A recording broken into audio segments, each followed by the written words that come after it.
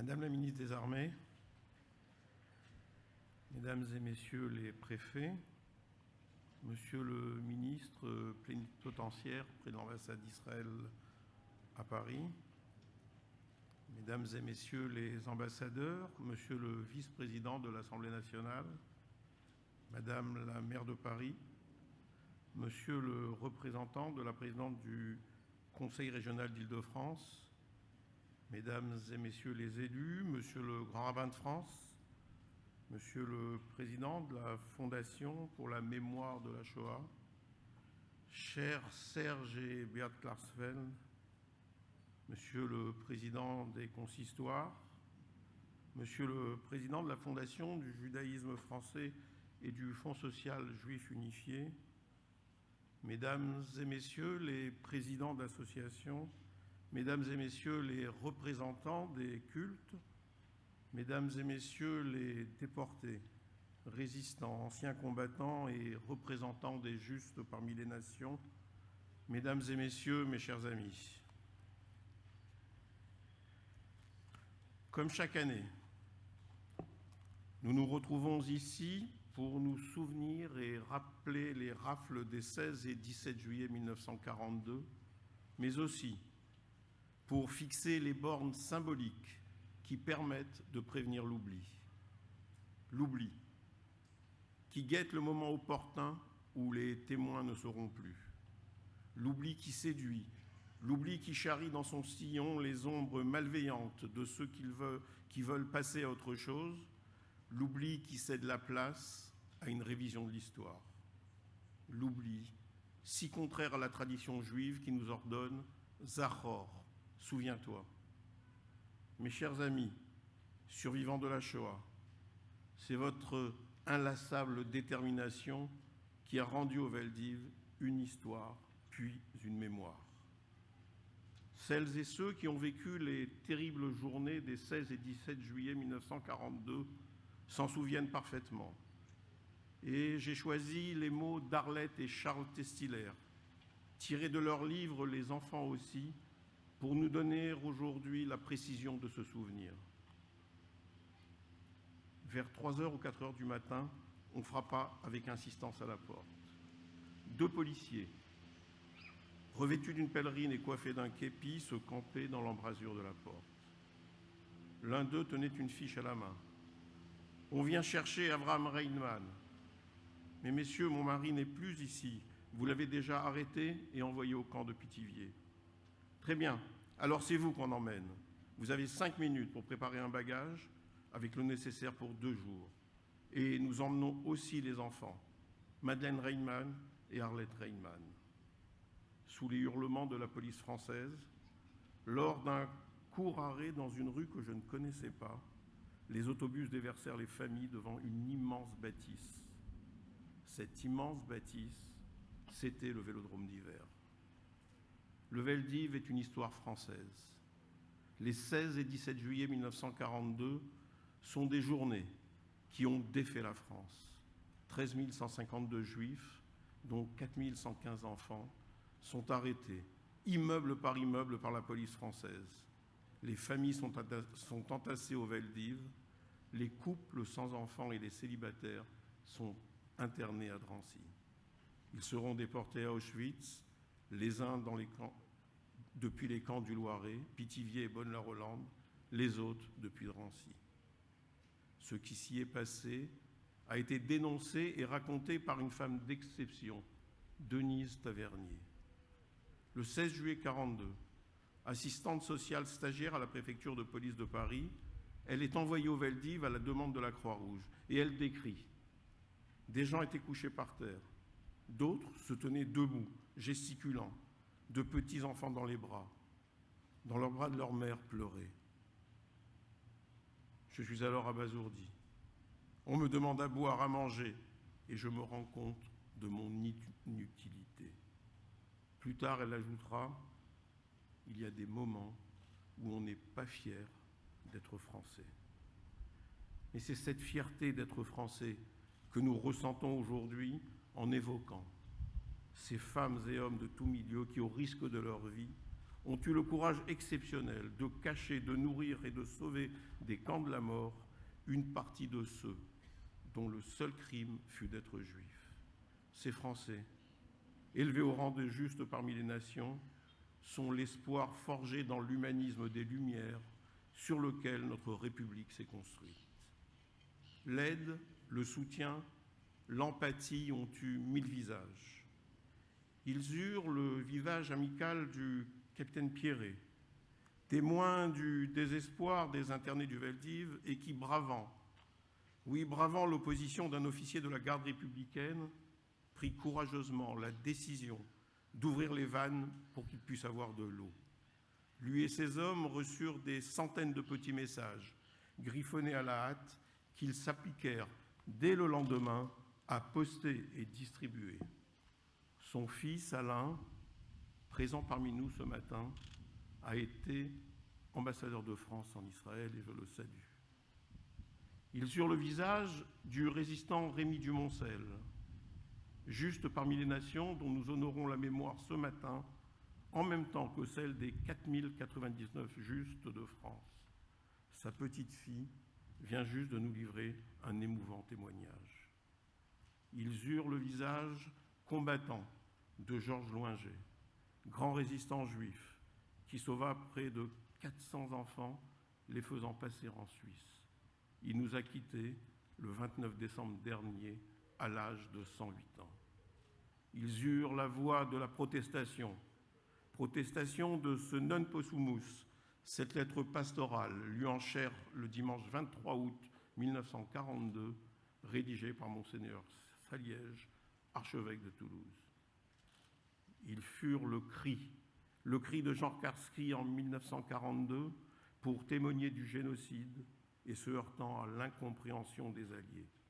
La ville de Paris a honoré sa mémoire le 17 juin dernier et une place du 10e arrondissement porte aujourd'hui son nom.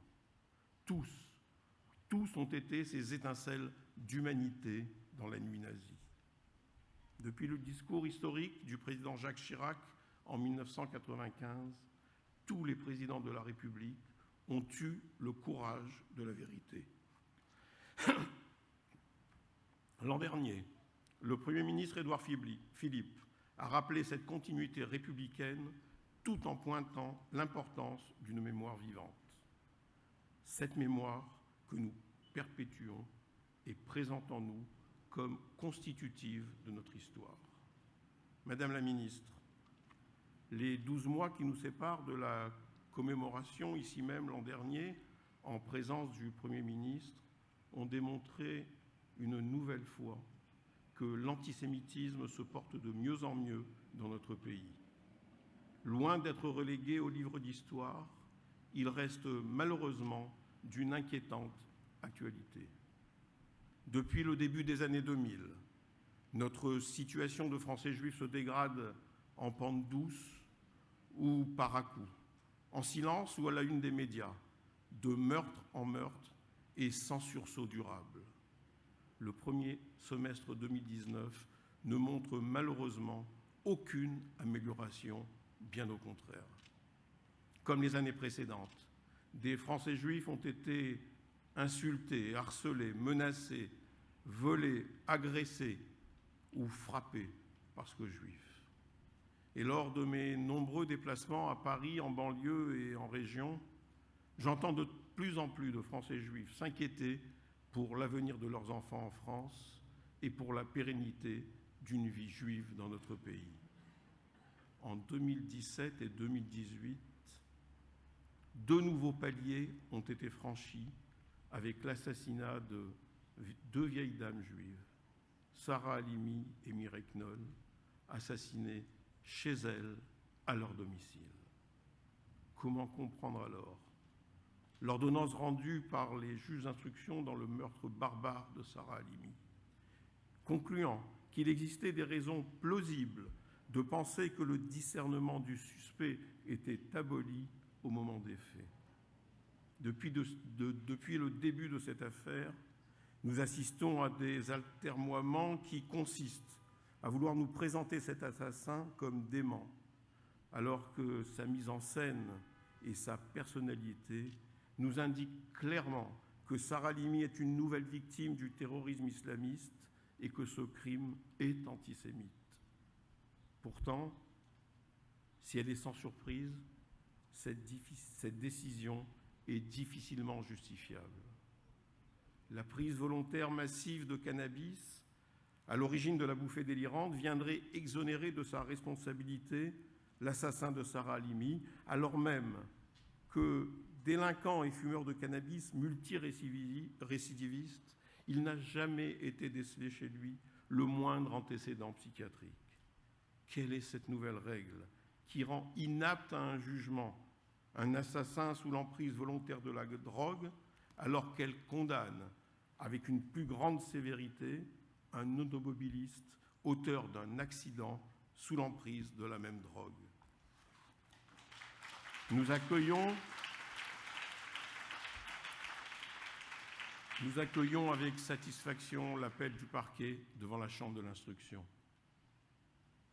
Pourtant, si la France est aujourd'hui sous l'émotion de ces assassinats antisémites à fort pouvoir symbolique, il existe une continuité entre ces meurtres et les violences physiques, les mezouzotes arrachées, les graffitis sur les murs, les courriers anonymes et les insultes, menaces et crachats qui font cet antisémitisme du quotidien.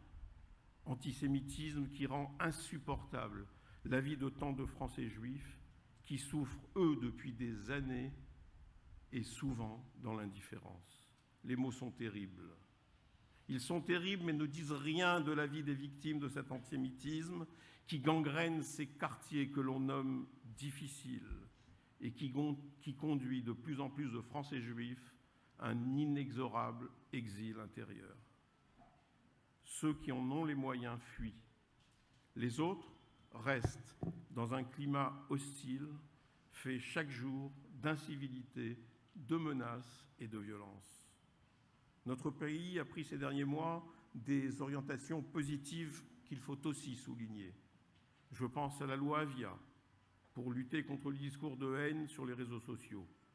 C'est une étape importante, nécessaire, mais insuffisante, car une lutte efficace contre l'antisémitisme doit traiter tous ses ressorts. L'un d'entre eux est aujourd'hui la Shoah, lorsqu'elle est moquée, banalisée, relativisée et parfois tout simplement niée.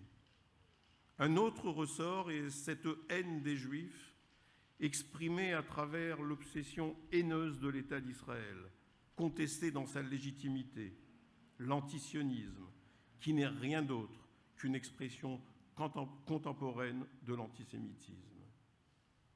Une définition de l'antisémitisme, illustrée d'exemples, fait aujourd'hui référence, celle de l'IHRA, l'Alliance internationale pour la mémoire de la Shoah. Elle en couvre tous les aspects, y compris le négationnisme et la haine de l'État d'Israël. Et lors du dernier dîner du CRIF, le président de la République a confirmé, je le cite, que la France, qu'il a endossée en décembre avec ses partenaires européens, mettra en œuvre la définition de l'antisémitisme adoptée par l'Alliance internationale pour la mémoire de la Shoah pour permettre aux forces de l'ordre, aux magistrats et aux enseignants de mieux lutter contre ceux qui cachent derrière le rejet d'Israël, la négation même de l'existence d'Israël, la haine des Juifs. Fort de cette déclaration, une proposition de résolution signée par 170 députés, reprenant la définition de l'IHRA, était inscrite à l'ordre du jour de l'Assemblée nationale le 29 mai dernier. Malheureusement, cédant aux pressions du lobby antisioniste qui confond sciemment délégitimation et critique politique et à l'activisme effréné des soutiens du mouvement délictueux d'appel au boycott d'Israël qui prospère en toute impunité dans notre pays, malheureusement, son examen a été reporté à octobre prochain, à condition qu'elle soit réécrite. Cela nous inquiète, car nous craignons qu'elle soit vidée de sa substance. 12 Français juifs, femmes, hommes et enfants, ont été assassinés dans notre pays depuis le début des années 2000 au seul motif qu'ils étaient juifs. Combien de morts faudra-t-il encore pour qu'enfin on s'attaque à l'antisémitisme sous toutes ses formes, et en particulier sur son aspect le plus pernicieux qu'est l'antisionisme, qualifié comme sa forme réinventée par le président Emmanuel Macron, ici même le 16 juillet 2017. Nous avons besoin de résultats et d'efficacité dans la lutte contre l'antisémitisme, car les haines se nourrissent du laisser-faire, des renoncements et de l'impuissance. Le combat contre la haine doit être un combat qui fédère, unit, et non pas un combat qui clive et qui divise. Il doit être porteur d'un projet de société qui fait une place à chacun et qui donne à chacun des droits, mais aussi des devoirs. C'est le combat de la République tout entière, c'est donc le combat du CRIF, et à travers lui, c'est le combat des Français juifs. Je vous remercie.